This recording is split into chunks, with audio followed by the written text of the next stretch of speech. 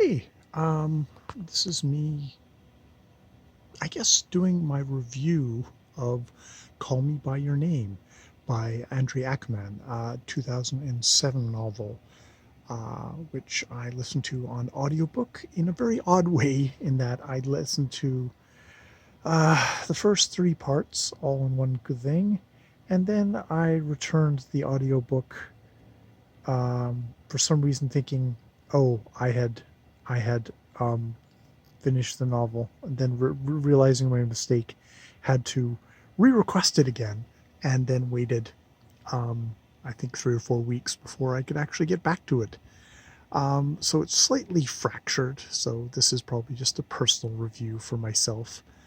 That's why I'm doing it here in the dark. Yes. So they had spent that final time in that final 3 days in Rome. Well, okay, let me start at the beginning.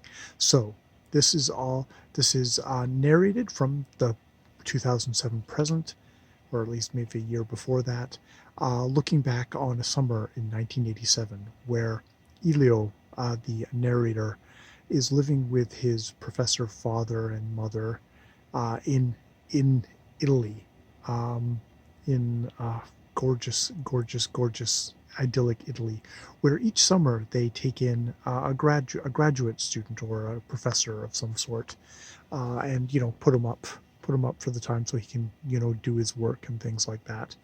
And this time they bring it's Oliver, and Oliver is a impossibly cool, slightly probably a slightly older, like 7 or 8 years older than Elio, who is a young man. Um, and I think the first part of the novel is Elio basically becoming completely obsessed with Oliver. Like, this is like erotic obsession, erotic desire, super desire. Um, and all within the context of Italy. And there's also another there's a girl who is also interested in Oliver, and he's sort of jealous of her because, like, maybe he wants to be with her. And it's like very kind of raw and sensual. There's a thing where he takes out Oliver's bathing suit and is kind of like is ejaculating around, or in his bed, and just thinking about him fucking him.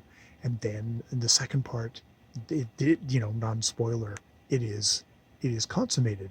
They both feel the same way with each other, in all this very kind of hushed, intense tones. There's a scene where um, Elio fucks an apricot, and Oliver comes upon him, and he eats the apricot, and he fucks Elio.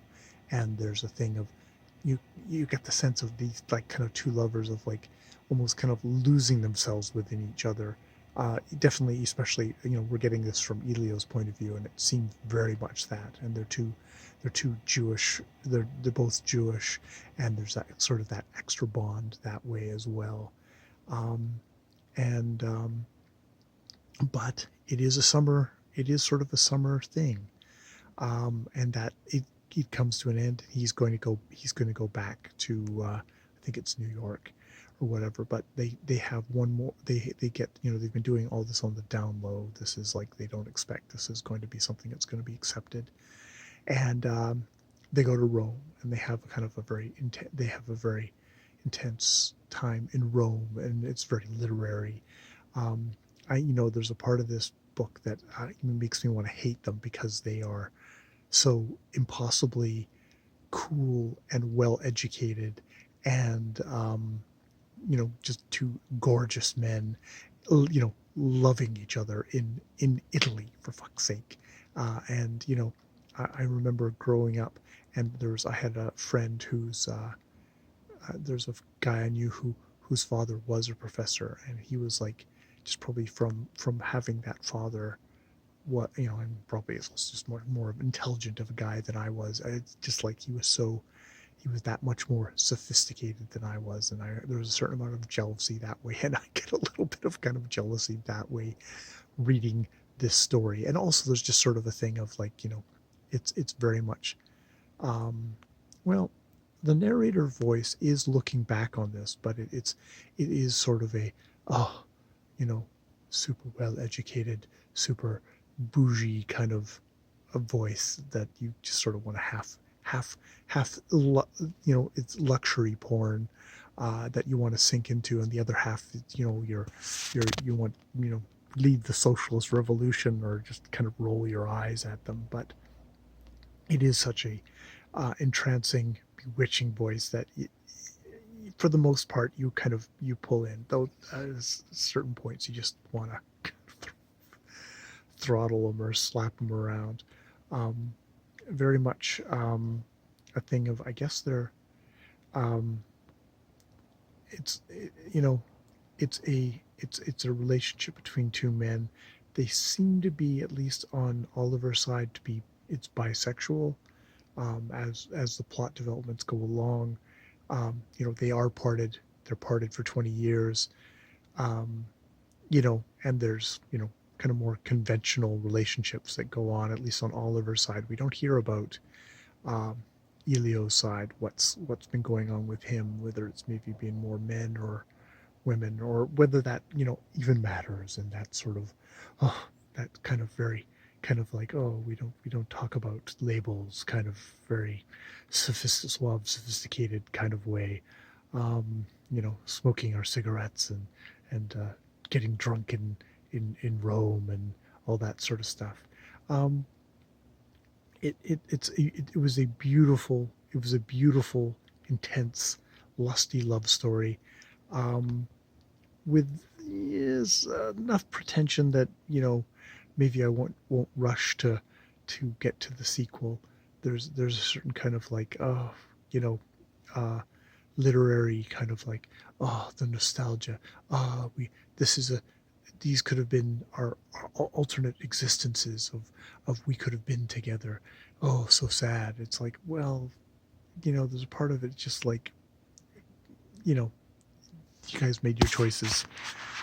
And maybe there's an unspoken sort of thing of like, two men just couldn't have gotten together then. But it's like the 80s. It's like you could have probably gotten together. I don't know. There's a romance of doomed love, but was it doomed? Was it, we're just too cool to do stuff? Um, so I enjoyed it. Army Hammer does a beautiful reading of it. The language is beautiful. Um, a part of me just wanted to kind of roll my eyes at it too, though. So, you know, luxury porn par excellence. Um, Beautifully written excellence for the luxury porn. But I don't know if I take it as too terribly deep, as much as um, fucking that apricot, coming in that apricot, and then Oliver eating it. It's like, okay, that's something that felt, I'd like, okay, that was good. Of the things that are going to stick with me, yes, a cum-filled apricot is what's going to fill. It's going to stick with me. So that, I guess, is my review of Call Me by Your Name. More videos later.